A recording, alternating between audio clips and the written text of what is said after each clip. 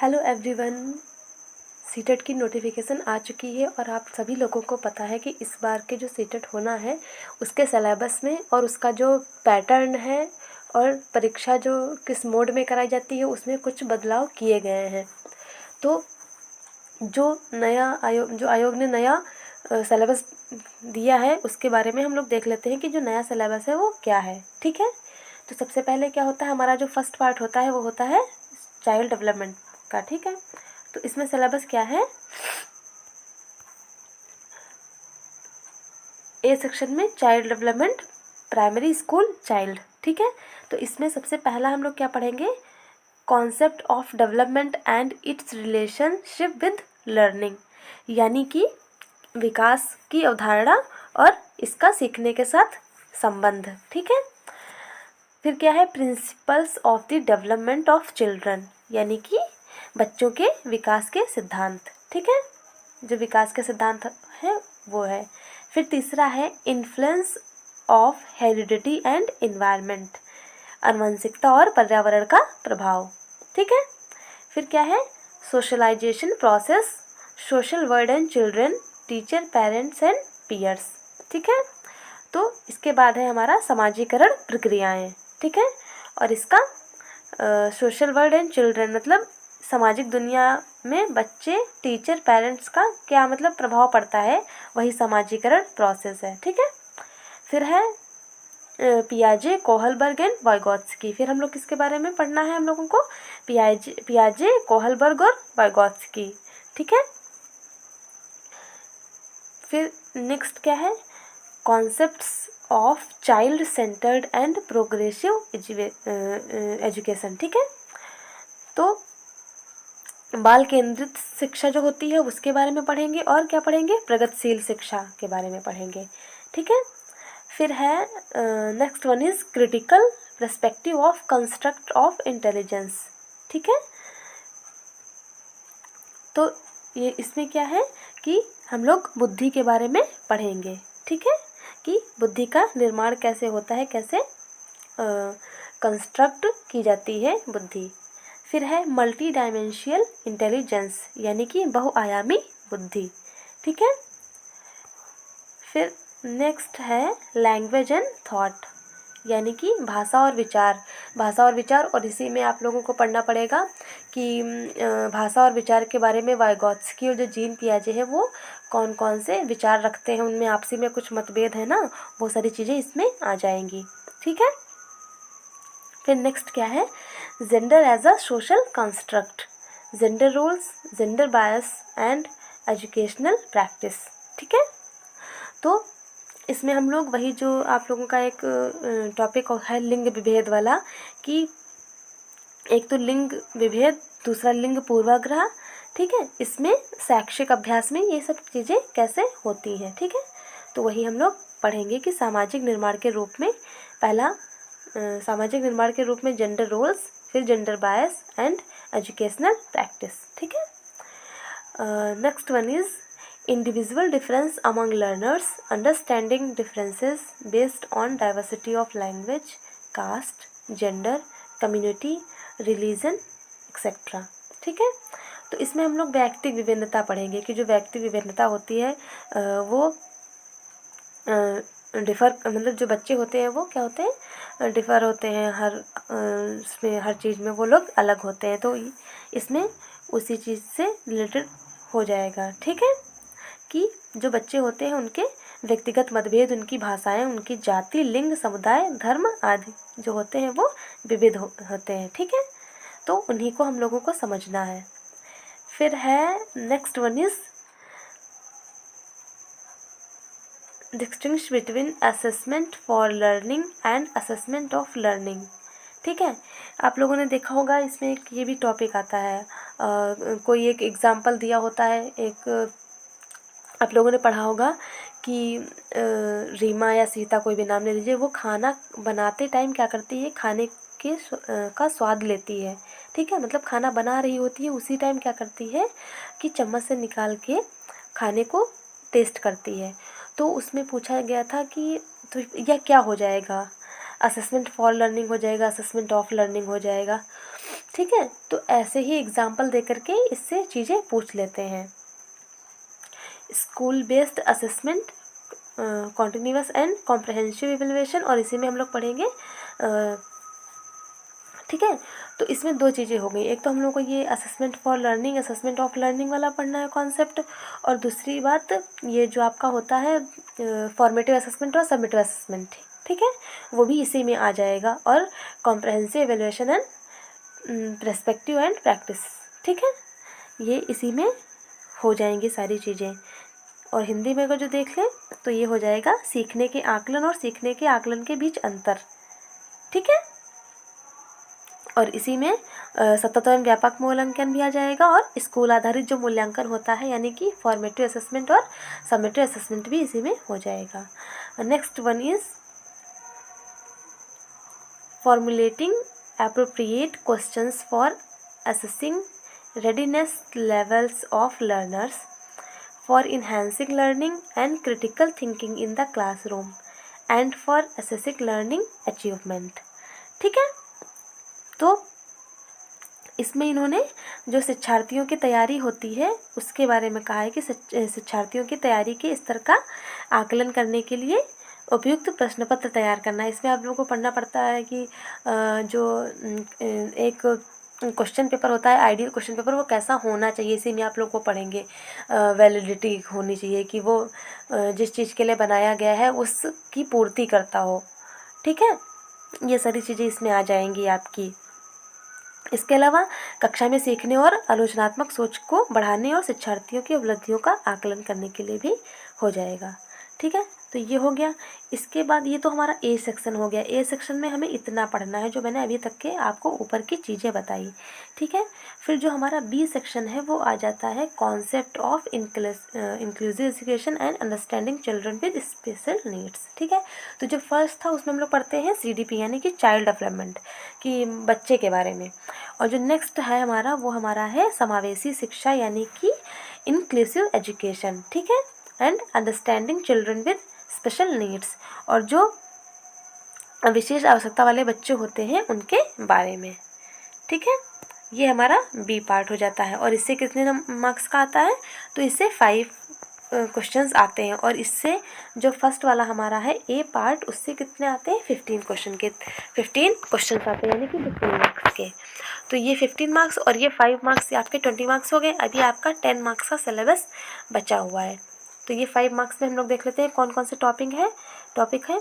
तो सबसे पहला जो आपका है वो क्या है, addressing learners from diverse backgrounds including disadvantaged and deprived, ठीक है। तो हम लोग समावेशी शिक्षा के अंतर्गत पढ़ रहे हैं, तो इसमें हम लोग क्या पढ़ेंगे, पहला वंचित और वंचित सहित विविध पृष्ठभूमि के शिक्षार्थियों को संबोधित करना, यानी कि जो वंचित बच्चे होते हैं और जो विविध पृष्ठभूमि से आते हैं वे शिक्षार्थियों के बारे में, ठीक है। Next one is addressing the needs of children with learning difficulties, impairment etcetera, ठीक है। तो जो दूसरा वाला हो जाएगा उसमें हो जाएगा जो बच्चे सीखने, needs of children with learning difficulties में आप लोगों ने पढ़ा होगा डिसलेक्सिया, डिस्ग्राफिया, डिस्कैल्कुलिया, ये लर्निंग डिफ़िकल्टीज़ होती हैं बच्चों को सीखने में जो बाधा उत्पन्न करती हैं, ठीक है। उनके बारे में पढ़ेंगे और उनकी क्या ज़रूरतें हैं उसको कैसे पूरा करें उनके बारे में पढ़ेंगे, ठीक है। फिर क्या है, next one is addressing the talented creative specially abled learners. तो पहले वाले थे जो डाइवर्स बैकग्राउंड से थे सॉरी। इसके बाद है हमारा चिल्ड्रन विद लर्निंग डिफ़िकल्टीज़, ठीक है। और इसके बाद सबसे लास्ट में हम लोग क्रिएटिव जो बच्चा होता है हमारा, प्रतिभाशाली और रचनात्मक बच्चे जो होते हैं या फिर जो विशेष रूप से सक्षम होते हैं उनके बारे में पढ़ना है, ठीक है। ये तो हो गई बी सेक्शन की बात, जिससे आना है 5 मार्क्स के क्वेश्चंस। अब आपका सी सेक्शन क्या है, लर्निंग एंड पेडागोजी, ठीक है, पेडागोजी या पेडागोगी। तो इसमें क्या होता है, इसमें आपके जितने भी प्रश्न होते हैं वो पेडागोजी बेस्ड होते हैं, ठीक है।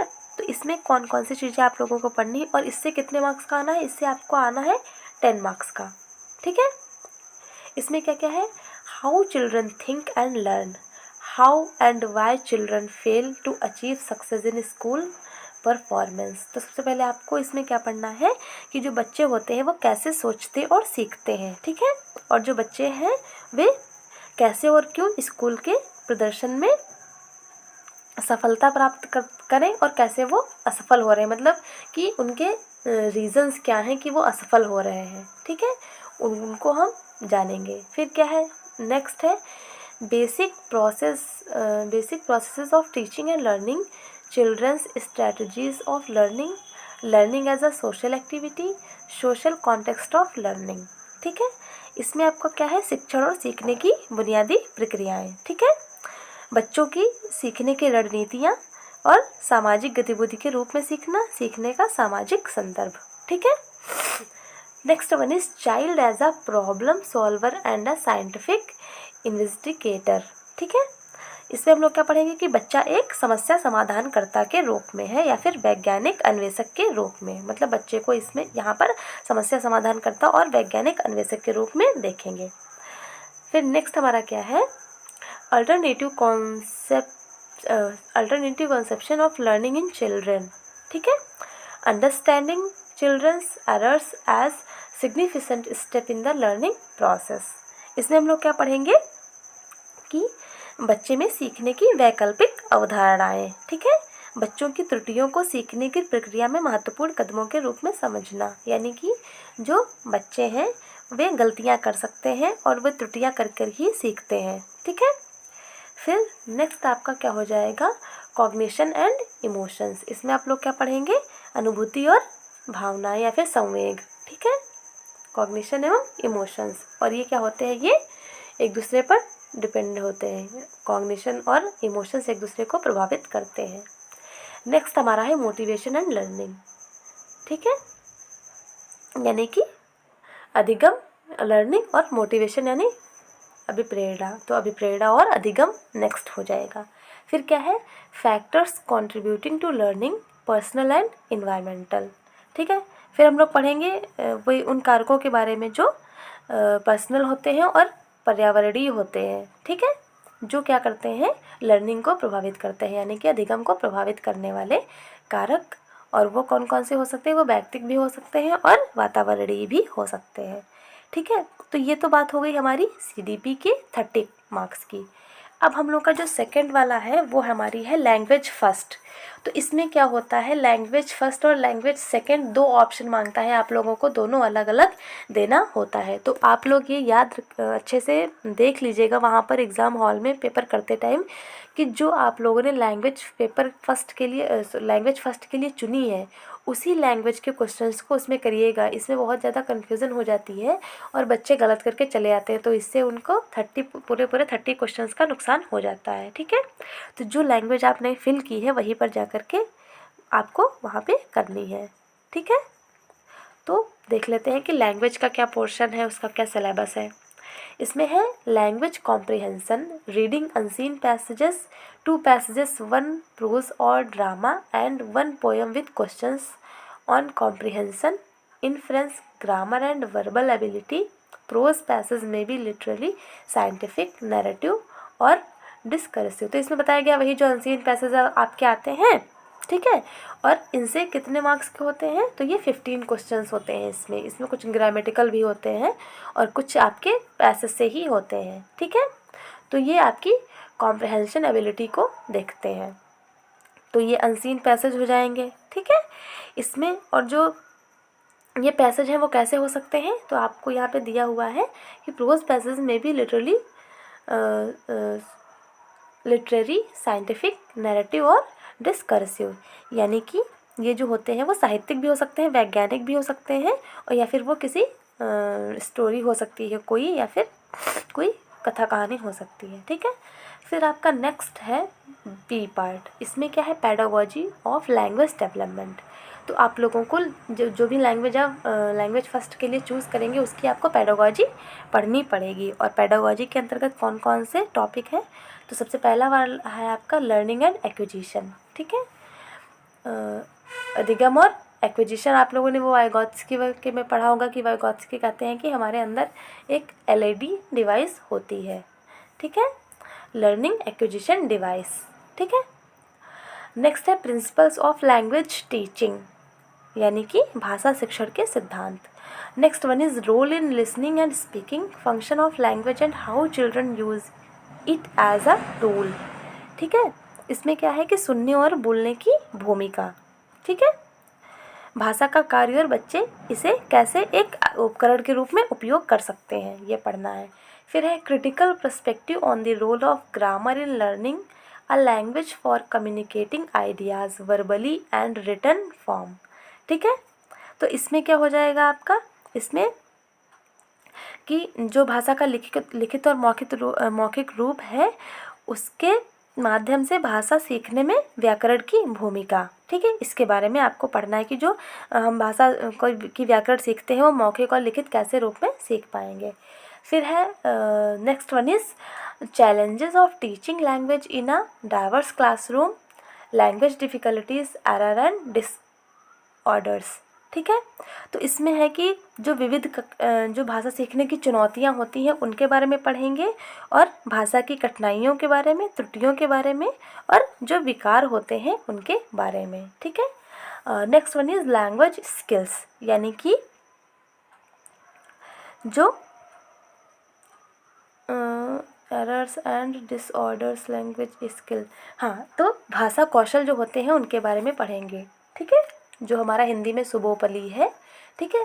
और इंग्लिश में भी ऐसे ही हो जाएगा कि सबसे पहले हमारा लिसनिंग, फिर स्पीकिंग, ठीक है, फिर राइटिंग, एंड सबसे लास्ट में हमारा आ जाएगा, सॉरी, थर्ड नंबर पे आपका हो जाएगा रीडिंग, और सबसे लास्ट में हो जाएगा राइटिंग। ठीक है। ये हमारी लैंग्वेज स्किल्स हैं। फिर है evaluating language comprehension and proficiency, speaking, listening, reading and writing. ठीक है। तो यही वो आपके कौशल हो जाते हैं। ठीक है। भाषा की समझ और दक्षता का मूल्यांकन करना, बोलना, सुनना, पढ़ना और लिखना। ठीक है।